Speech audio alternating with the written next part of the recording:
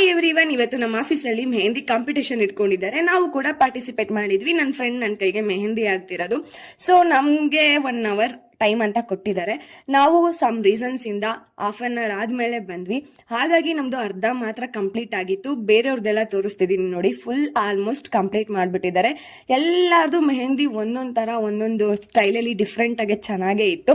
And ನಾವು ಅರ್ಧ ಆಗಿದೆ ಅಂತ ಹಾಗೆ ಬಿಡೋದಲ್ಲ, ಸೋಲು ಗೆಲುವು ಇದ್ದಿದ್ದೇನೆ. ಸೊ ನಾವು ಪಾರ್ಟಿಸಿಪೇಟ್ ಮಾಡಿದೀವಲ್ಲ, ಅದು ನಮ್ಗೆ ಇಂಪಾರ್ಟೆಂಟ್.